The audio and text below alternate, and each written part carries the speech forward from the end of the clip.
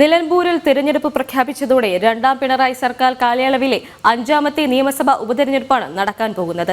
കഴിഞ്ഞ 4 ഉപതെരഞ്ഞെടുപ്പുകളിലും സിറ്റിംഗ് സീറ്റുകൾ നിലനിർത്താൻ മുന്നണികൾക്ക് സാധിച്ചിരുന്നു.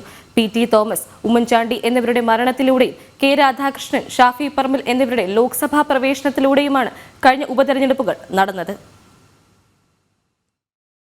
നിയമസഭാംഗമായിരുന്ന പി.ടി. തോമസിന്റെ മരണത്തോടെയാണ് തൃക്കാക്കരയിൽ ഉപതെരഞ്ഞെടുപ്പിന് കളമൊരുങ്ങിയത്. യു.ഡി.എഫിനായി പി.ടി. തോമസിന്റെ ഭാര്യ തന്നെ മത്സരത്തിനെത്തിയപ്പോൾ വിജയവും മുന്നണിക്കൊപ്പം നിന്നു. ഉമയുടെ വിജയം 25,016 വോട്ടുകൾക്ക്. പിന്നീട് നടന്ന പുതുപ്പള്ളി ഉപതെരഞ്ഞെടുപ്പിലും വിജയം യു.ഡി.എഫിനൊപ്പമായിരുന്നു. ഉമ്മൻചാണ്ടിയുടെ മരണത്തെ തുടർന്ന് നടന്ന തെരഞ്ഞെടുപ്പിൽ മകൻ ചാണ്ടിയുമ്മൻ റെക്കോർഡ് ഭൂരിപക്ഷത്തിൽ ജയിച്ചു കയറി.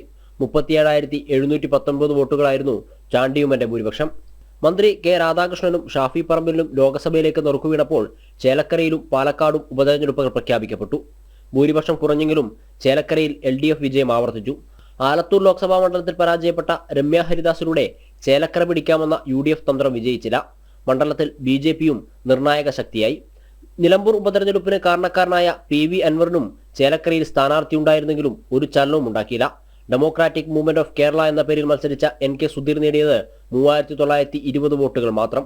ഇതോടെ നിലമ്പൂരിന് പുറത്ത് PV അൻവർ ഒരു രാഷ്ട്രീയ ശക്തിയല്ലെന്ന് ബോധ്യമായി. ചേലക്കരയ്ക്കൊപ്പം തന്നെ തിരഞ്ഞെടുപ്പ് പ്രഖ്യാപിച്ച പാലക്കാടും മാറ്റങ്ങൾ ഉണ്ടായില്ല. ഷാഫി പറമ്പിലിന് പകരക്കാരനായി യൂത്ത് കോൺഗ്രസ് സംസ്ഥാന പ്രസിഡന്റ് രാഹുൽ മാങ്കൂട്ടത്തിൽ നിയമസഭയിലെത്തി. 5ാമത്തെ നറുക്കാണ് നിലമ്പൂരിന്റേത്. ഒരു കാലത്ത് മുഖ്യമന്ത്രി പിണറായി വിജയന് വേണ്ടി സോഷ്യൽ മീഡിയയിലും അല്ലാതെയും മുന്നണി പോരാളിയായ PV അൻവറിന്റെ രാജിയോടെയാണ് തിരഞ്ഞെടുപ്പ് വേണ്ടിവന്നത്.